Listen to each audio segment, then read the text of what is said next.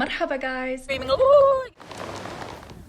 So a while back I posted about hospitality in Jordan and I got so many funny little anecdotes and stories about people's faux pas with the Jordanian customs and things.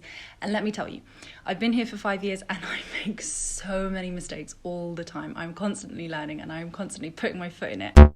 Before I get started with this video, you need to know that Jordanians are super chill. They are not going to be bothered if you make any of these mistakes. They're not going to care. It's just, if you want to become more cozy with the culture and you want to just like have a little bit more insight into things and you want to avoid becoming an anecdote of, the wife who kissed the brother-in-law on the cheek when she first met him or something like that, then this video is for you. In the UK, it's perfectly fine if somebody walks into a room to kind of like give them a nod and say like hi or something from across the room or wave a hand or something like that. Like, it's okay. But in Jordan, when somebody comes in and you are greeting, especially in like formal situations, then you stand up to greet that person. So when you have a gathering, what will happen is somebody will enter the gathering and everybody in the room will stand up. As a new guest, you'll go around and you'll shake everybody's hand, or you might not shake their hand, or you give them a kiss, or you might not give them a kiss, but you acknowledge every single person. Like, you look them in the eye and say assalamu alaikum or marhaba or whatever it is. And it's really annoying when you have a really big event and people are arriving at different times and you're like standing up and sitting down, like musical chairs or something. I always try and mix it up a little bit when I'm greeting people. I won't go around just saying marhaba, marhaba, marhaba. I'll be like kifik, shlonik, shukhbarik, kif al-hal. I practice every single greeting that I know on every single person at the gathering. Also, there's an order in which you acknowledge people. Whether you are greeting them or you are serving something to them, you start typically with the oldest man and you work your way through the pecking order. It's a sign of respect, but I always manage to get it wrong. So I'll be trying to serve someone cake and they'll be manically like signaling with their eyes, la, serve khalo first, khalo, khalo, khalo. Khalo will be like. So I try and stick to the right to left rule, where like you just serve whoever's in front of you and there's no pecking order involved. So many people in England don't mind if you wear your shoes inside the house. But in most homes in Jordan, you don't wear shoes at all inside the house. And it's only when you've got like a very special guest that you want to show how welcome they are that you'll kind of tell them like, don't worry about taking off your shoes.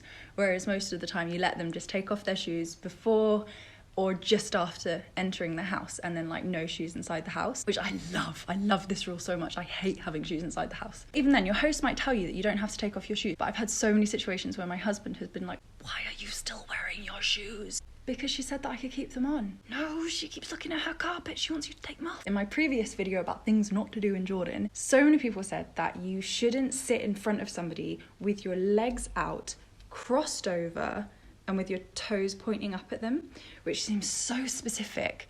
And I've actually never been in a situation where somebody has done that or somebody has been offended by somebody doing that.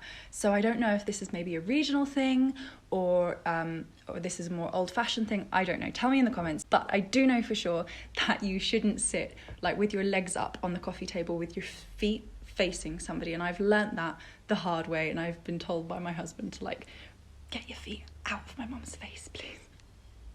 People can be a little bit nosy, so don't be offended when people will say to you things like, how much money are you earning? How much did your house cost? How much is your mortgage?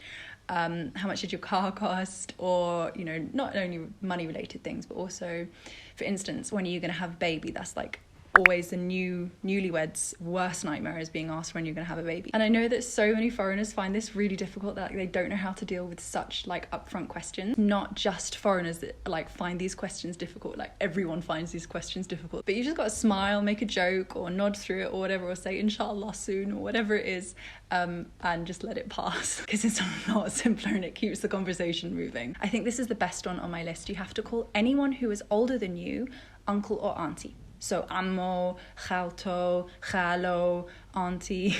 Wait, what? So typically what you will do is, out of respect, you'll call an older man ammo and you'll call an older woman khalto.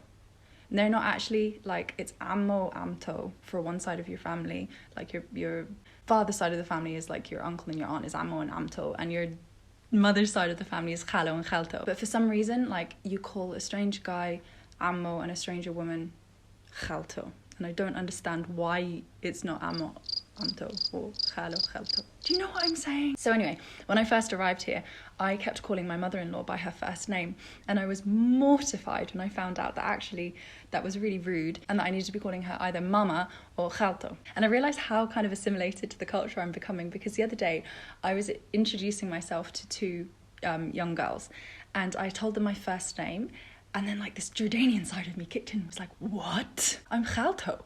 Or I'm Adham, but I'm never Rachel. My foreign friends are always commenting how Adham always calls, like every girlfriend I've got is called auntie to him, and they think that that's so cute, but like it's really confusing to him, because he's like, when I say, do you want to go and see auntie? He's like, wait, which auntie? Which auntie? I've got like 50 million aunties, which one? And finally, like I have said a million times before, Jordanians really, they are so ready to celebrate your wins, and they're so ready to be excited for you and to be happy for you. So, for example, if you have a newborn baby and you present your newborn baby to a Jordanian, they'll be like, Ma ahla, shuhad, it's the cutest thing I've ever seen. I love it, ma ahla, it's so cute. I see a cute baby and I'm like, oh, that's so cute. No, I don't want to hold it. Yeah, thank you. I'm good. I've just got my drink. Similarly, if you have a new outfit, for example, that you want to show off to some Jordanian girls, they will look at it and they will make such a fuss. Ahlahum, wow, it's so pretty, it's so cute on you, wow, I love it. Whereas my natural response is, oh, that's nice, yeah, that looks crazy. The Jordanian might look at that and be a bit like, shoo. That's my video for this week. Don't forget to subscribe and to like and all of those good things. Thanks for watching, guys. Ma salama, bye.